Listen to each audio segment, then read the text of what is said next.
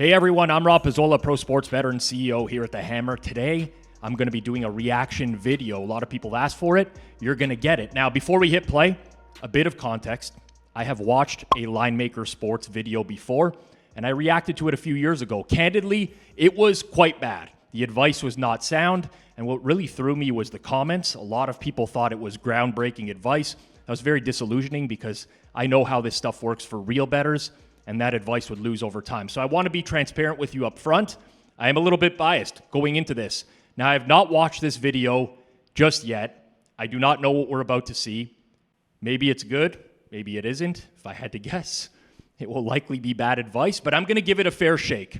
If you are a fan of Linemaker Sports and that YouTube channel, I'm asking you to stay open-minded. Don't click away. I'm going to watch in real time, pause in certain spots, and I will explain things in plain English. The goal here is very simple. Help bettors understand what actually matters when you're trying to make money betting on sports and why some strategies that sound easy maybe aren't all that easy. Maybe this video does that, maybe it doesn't. We're going to see. Quick promise about the tone here. I'll be firm on the ideas. If something is wrong, I'm going to say it's wrong, and I will explain why in a way that anyone can follow. If something is right, I'll probably say that too. One more thing, if by the end you feel like you learned something or you saw betting a little bit more clearly, consider hitting like and consider subscribing to the channel. No pressure now. Decide after you watch. All right, let's get into it.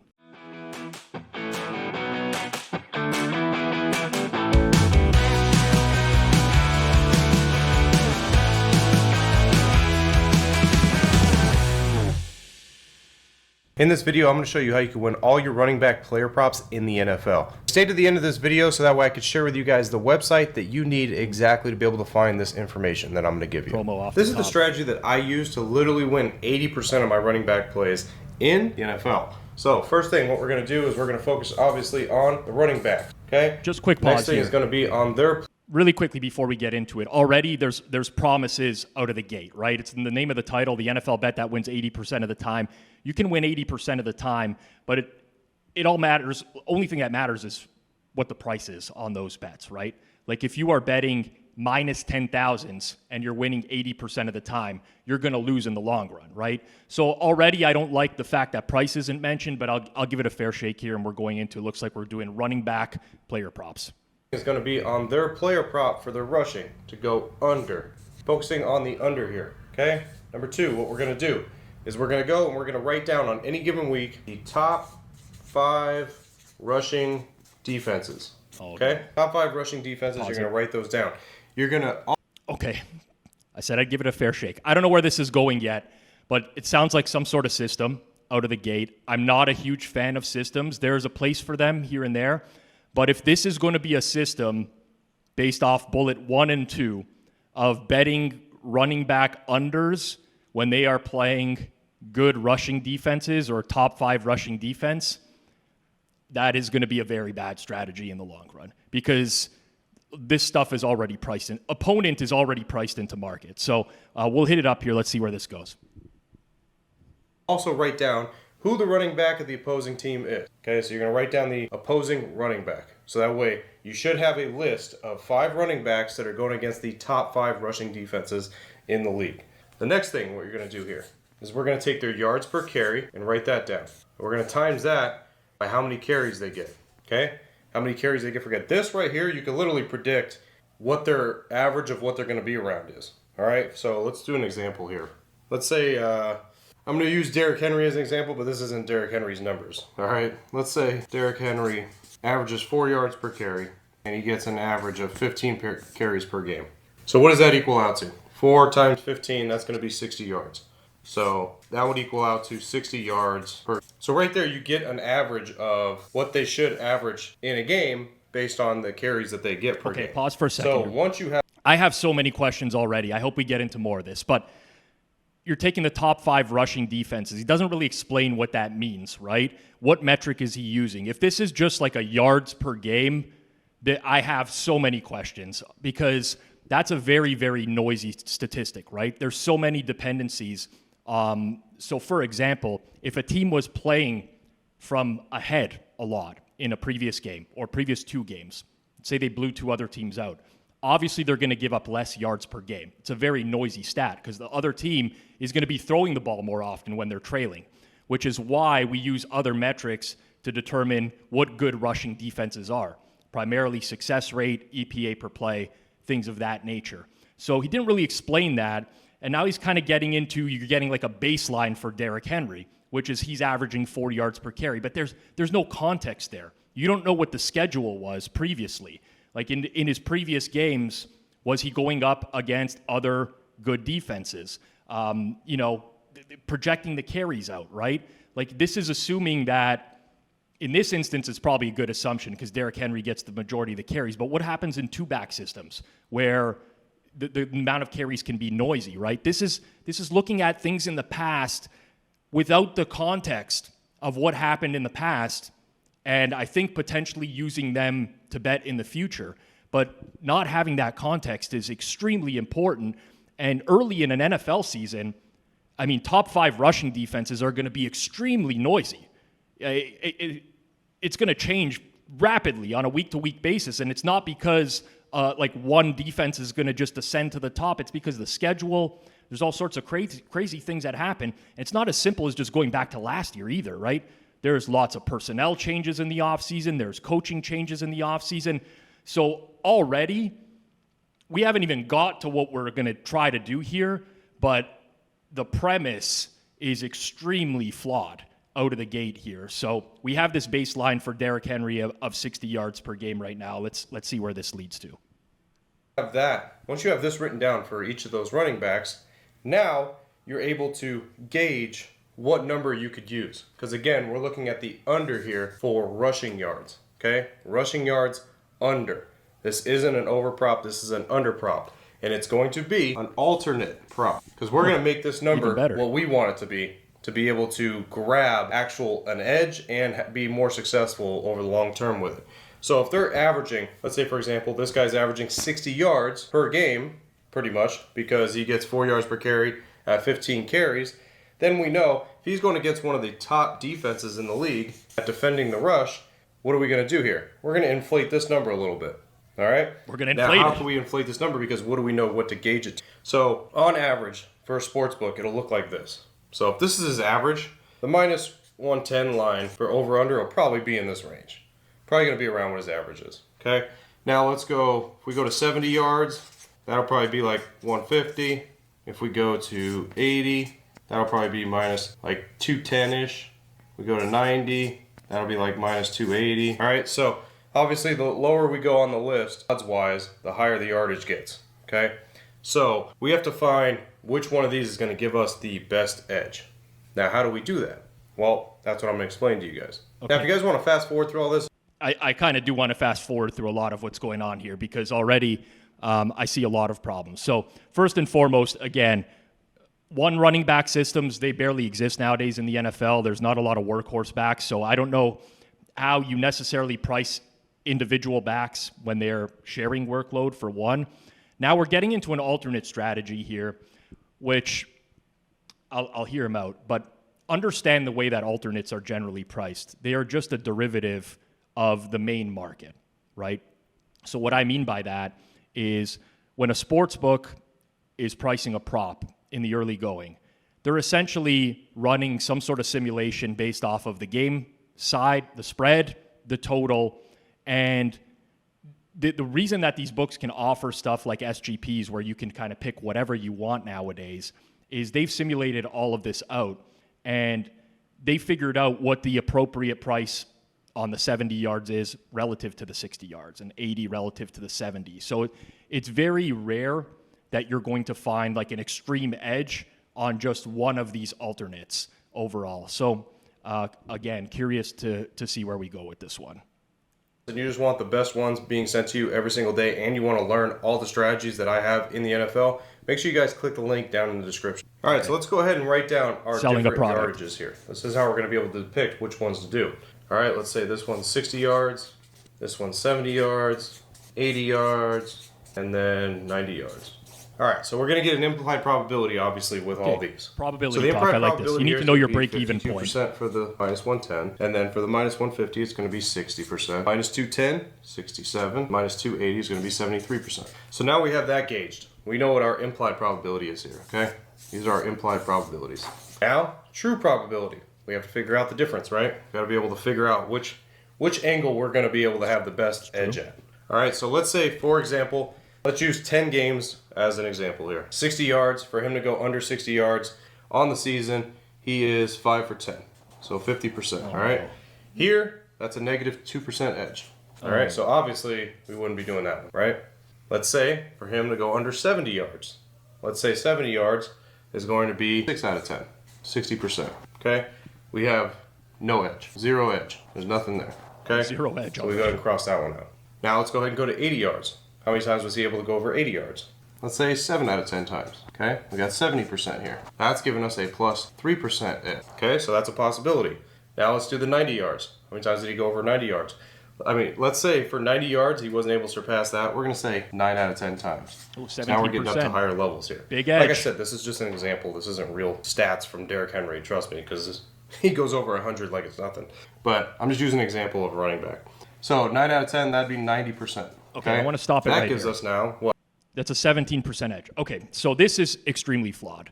First of all, I don't know where he came up with the sample size of just using the past 10 games in looking at things. I don't know if this is going to be like an evolving number. What happens when you're 3 games into an NFL season?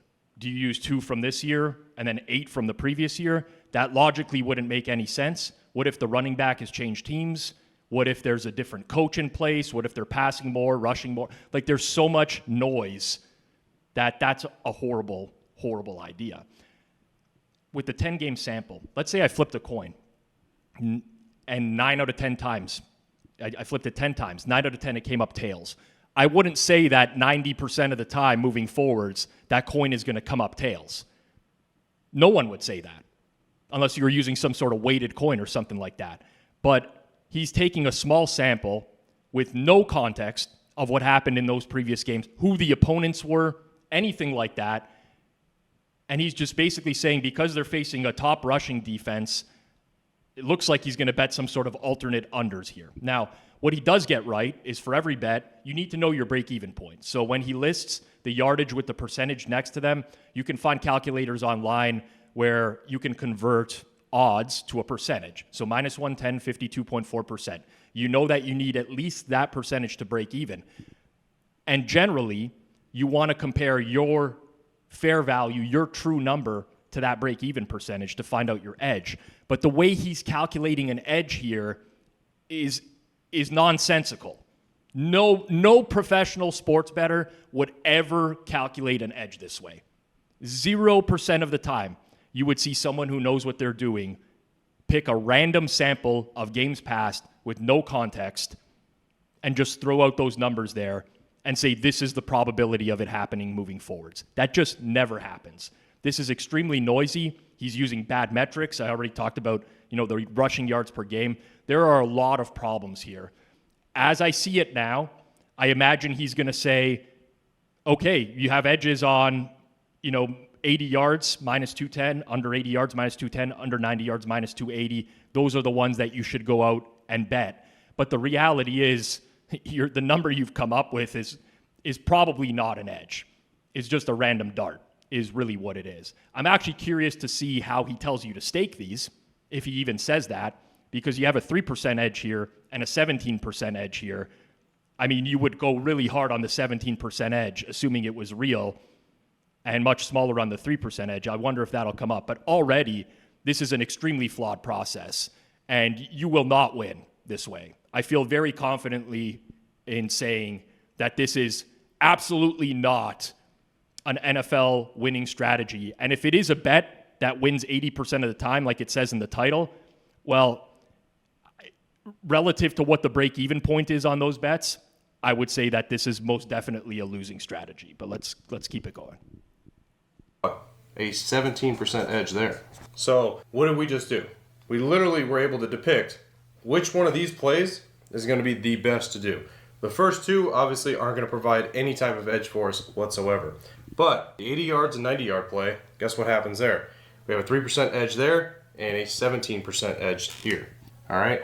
So what you could do is when you go and depict exactly which edge you have for the running back, and he has that matchup going against top 5 rushing defense, now you make the decision. You either go with the 3% edge or you go with the 17% edge. Obviously the odds a little bit better on this choice than there is on this one, right? But what you also could do, and like sometimes you're able to do this, and it's called the ladder challenge. Oh my right? God. So you could ladder both of these plays. So you could play both because both of them have positive edge. So you could play both and take a unit and put a unit here and a unit here. Yeah, and why now if he bet goes the under same 80 unit yards, on both? then obviously Sure. what happens here, you win both. Okay? If he surpasses 80 and gets like 85, well, then at least you don't lose both bets. You lose a little bit. And if okay? neither But that's of pretty them much hit, playing you lose to both try of to them. get both of them to end up hitting.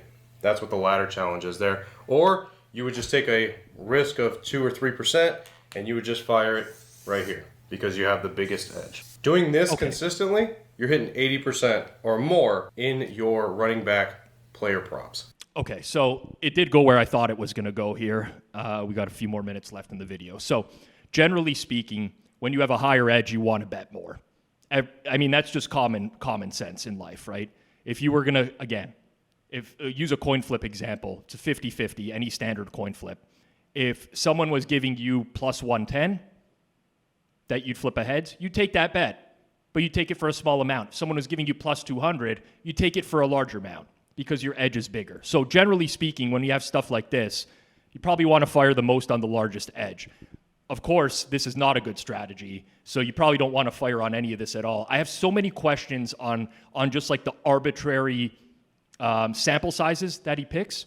What do you do if it's week 1 of the football season? You're just using previous year's data, the past 10 weeks, including week 17, where some backups play, some starters only get a few carries. Like, none of this really makes sense in terms of projecting. Like, this is all backward looking. That's not going to help you project moving forwards. What you can do to project carries, that would be even better than looking at the past 5 games, which is completely random, is probably just even checking some fantasy sites that are out there, big ones. What are they projecting for player carries moving forwards? I mean, it's not going to necessarily help you beat the prop market, but it's going to give you a more accurate number of carries moving forward than just looking at the previous 5 games.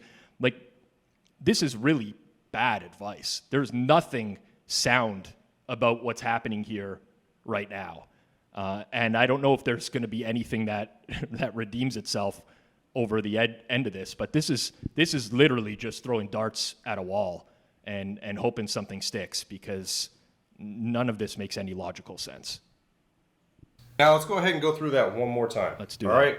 First, running back. We're looking at the alternate under rushing yards. Okay, have that down. Number 2, top 5 running defense. Because surely the market Top doesn't 5 know rushing defenses. they might be Gotta going have up those against a written good down. rushing All right, team. and then we're going to compare. You're going to opposite those defenses and put down the opposing running back so you know who the running back is. Certainly there can't be Then more than one yards running per back. carry. Number 3, yards per carry Yards per times carry. the carries. This is where you're going to get the average of what they are averaging every single game. This should give you pretty much almost what that minus 110 line is probably going to be around, because that's how the sports books come up with it. So just so you're aware, like yards per carry, right? Let's say you have a running back that gets 20 carries. One of them goes for an 80-yard run, and every other one goes for 0. That running back has accumulated 80 yards on 20 carries, 4 yards per carry. Now let's say you have another running back that gets 20 carries and produces 4 yards every single time. That is very different in terms of success rate, right? They're more successful on more of their runs. That is a better indicator going forwards of that being repeatable than the person who just broke off one huge run, right? Like, yards per carry is a very outdated stat, but also without understanding the context of it, it's impossible to use. He's not looking at previous schedules. He's not saying this team is coming off 2 games against really hard rushing defenses or really easy rushing defenses. He's not coming off something where I don't know, potentially a defensive player got hurt in the game, good run stopper, nose tackle on the other team, whatever. There's nothing in terms of substance here.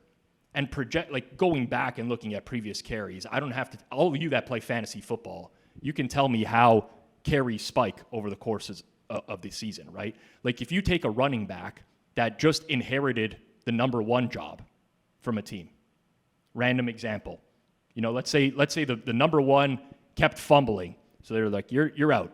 You're not playing anymore. We're moving the backup into the number one role. Or let's say an injury happened. And you look at their past carries, you're going to significantly under-project their past carries. If someone's going from a backup to a starter, and you say, let's look at the previous 5 games and bet the under, and you're projecting their carry numbers based off of that, you are dead in the water. I could come up with a million examples of why this doesn't work, but at some point, you should realize that he's arbitrarily picked some sort of angle off the top. We want to bet running back, alternate unders. That's usually not where you should start, with just like picking an angle and then trying to make stuff work for it. The second thing, he's gone top 5 rushing defenses without providing any clarity on what that entails.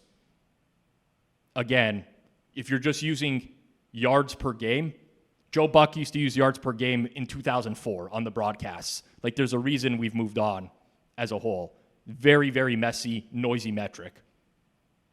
Just as an example, if a team is constantly leading in games, they're naturally going to be a better rush defense because the other team's not going to rush the ball that much on them.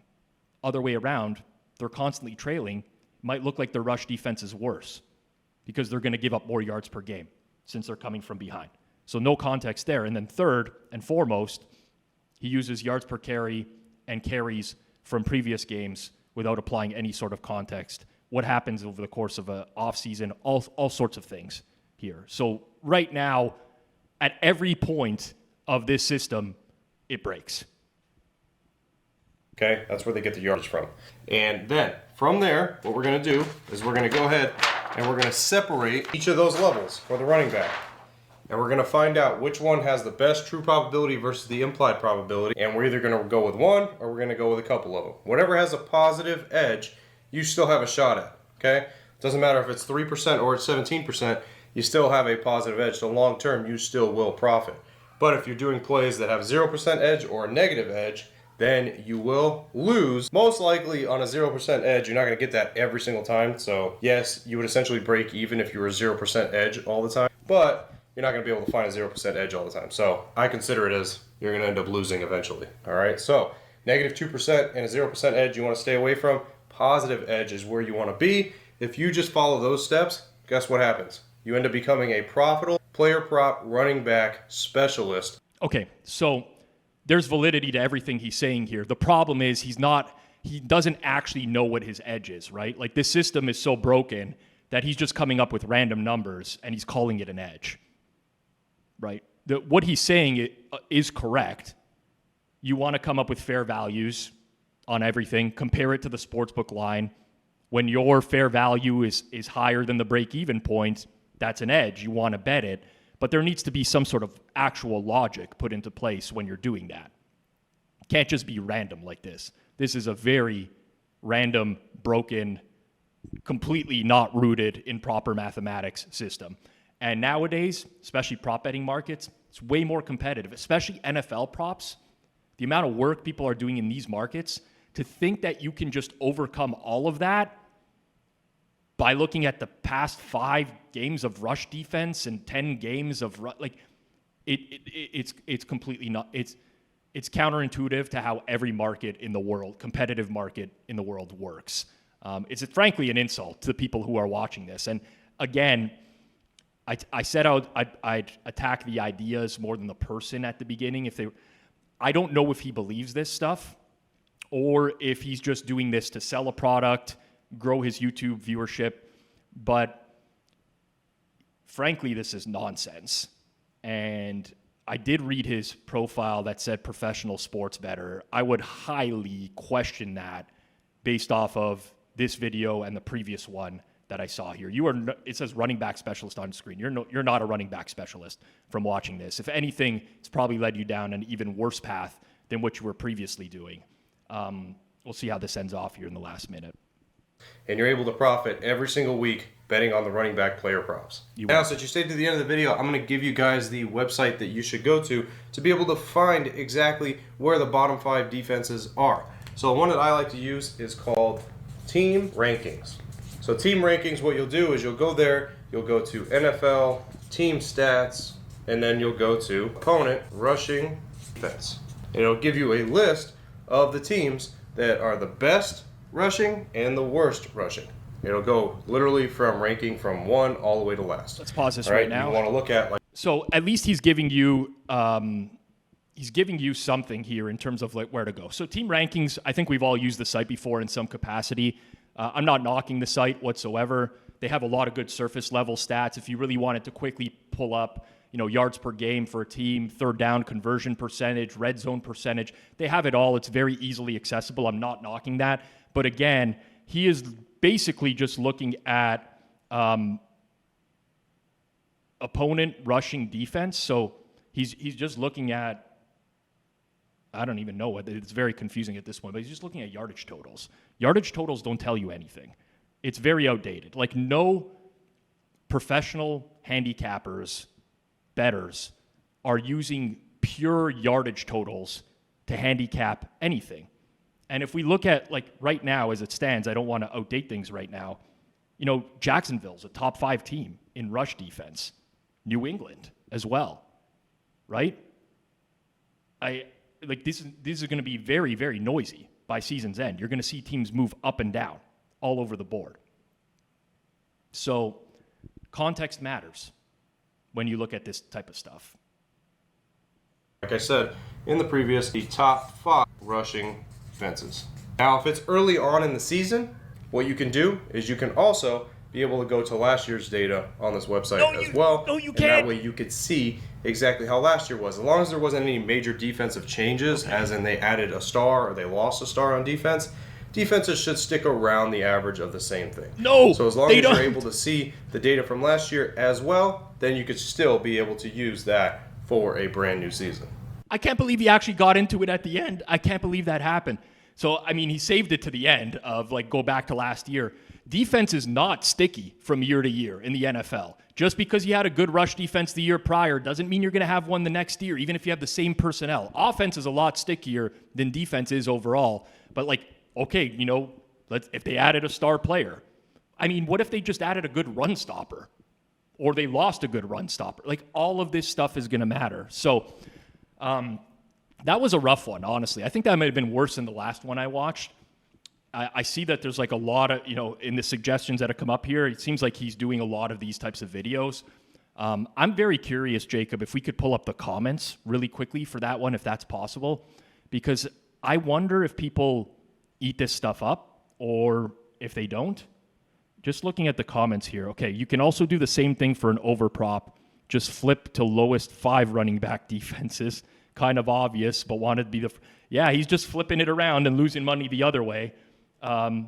This is my new favorite channel, bro. Keep cooking. There's another one. Okay, G Rice 1999. That example of making 2 wagers, one at under 80 yards, one at 90 yards, is absurd at those prices. The under 90 has a better edge and is easier to win. Great point. Why in the world did you even consider a lower edge that's harder to win? I agree. We're all doing this math instead of getting effing jobs. Haha, love it. Always the best information. I do something similar, but I just do money line bets on games where the best teams play some of the worst teams. Yeah, that'll do it.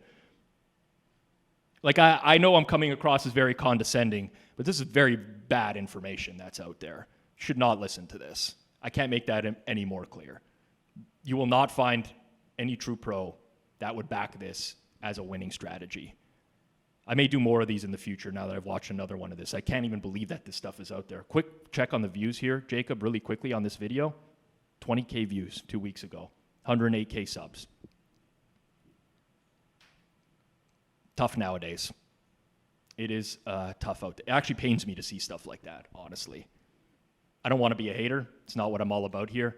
But I think there's valuable lessons to be learned in this space. And hopefully that came across in me watching this. Appreciate everyone watching. If you did learn something here, please like, please sub here on Circles Off. More educational stuff coming up here in the future. Until next time, peace out. Enjoy it.